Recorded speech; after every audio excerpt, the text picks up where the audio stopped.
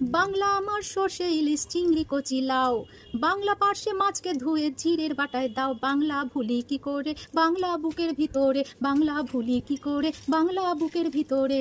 এই না না, আজকে কোনো পার্শে বা ইলিশ কিচ্ছু নয়। ও গুড আফটারনুন। আজকে শুধু ভেটকি পাতুরি করেছি এবং সেই রেসিপিটা তোমাদের সঙ্গে শেয়ার করব। তো চলো রান্নাঘর। চলে এলাম রান্নাঘরে এসে প্রথমে বোলের মধ্যেই এক বোল জল নিয়ে নিয়েছি, তার মধ্যে বেশ কিছুটা নুন দিয়ে দিয়েছি, আবার তোমাদের দেখানোর জন্য আরেকটু নুন দিয়ে দিলাম। এরপরে ভেটকি মাছের ফিলেগুলোকে আমি এই জলের মধ্যে ভিজিয়ে রাখবো প্রায় 30 মিনিটস। এতে কি হবে, এতে মাছের মধ্যে নুনগুলো ভালো করে ঢুকবে এবং মাছটাও খুব সুন্দর নরম হবে। 20 থেকে 30 মিনিট হয়ে গেছে। এইবারে আমি এক একটা মাছ জল থেকে তুলে এইরকম একটা পরিষ্কার কাপড় প্লেটের উপর রেখে মাছগুলোকে এক এক করে রেখে দেবো, যাতে জলটাকে পুরো সোপ করে নেয় কাপড়টা। এইবারে মাছটাকে একটা বোলের মধ্যে তুলে আমি সামান্য একটুখানি এই ভিনিগার না থাকলে লেবুর রস দেবে, আর একটুখানি সামান্য নুন দিয়ে ম্যারিনেট করে রাখবো 15 মিনিট। এবারে কিছু মশলা একটুখানি 15 মিনিটের মতো একটু ভিজিয়ে রাখবো। কিছু সাদা সর্ষে নিয়েছি আর অল্প করে কালো সর্ষে নিয়েছি। সাদা সর্ষের থেকে কালো সর্ষের পরিমাণটা একটু কম হবে। এতগুলো কাজু বাদাম নিয়ে নিলাম, একটু পোস্ত নিয়ে নেবো, আর নিয়ে নেবো ডাস্ট কোকোনাট। মশলাটাকে আমি পেস্ট করে নেবো মিক্সিতে। আধ ঘন্টা আমার মশলাটা ভিজিয়ে রাখা হয়েছিল। এর মধ্যে আমি নিয়ে নিয়েছি 3টে কোয়া রসুন, আর নিয়ে নেবো কাঁচা লঙ্কা, একটু চিনি আর একটু নুন। এই নিয়ে আমি মশলাটাকে পেস্ট করে নেবো। এইবারে কলা পাতাগুলো হালকা করে সেঁকে নেবো একটু, যাতে সুন্দর করে আমি মুড়তে পারি। সমস্ত কলা পাতাগুলো আমি সুন্দর করে সেঁকে নিয়েছি। এইবারে আমি যে নুন আর ভিনিগার মাখিয়ে রেখে দিয়েছিলাম, সেই জলটা যে মাছ থেকে বেরিয়েছিল সেইটা আমি ছেঁকে নিয়ে ভালো করে এইবারে পেস্টটা পুরোপুরি এর উপরে ঢেলে দেবো। এর মধ্যে দেবো সামান্য হলুদ, নুন আমি টেস্ট করে রেখে দিয়েছি অলরেডি, সব ভালোই আছে, ঠিকই আছে। আর দিয়ে দেবো তেল, সর্ষের তেল, কাঁচা সর্ষের তেল। এবার এটাকে সুন্দর করে মেখে নেবো। একদম স্মুথ হয়েছে দেখো।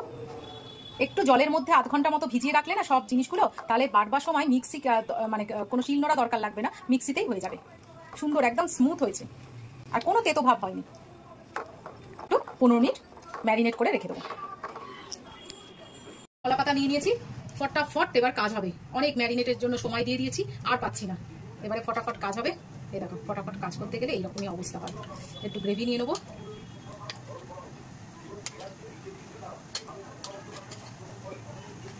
তেল অলরেডি দিয়েই দিয়েছিলাম, একটা কাঁচা লঙ্কা দিয়ে দিলাম, আর এই মুড়ছি, এই মুড়বো একদম পুরো টাইট করে মুড়বো।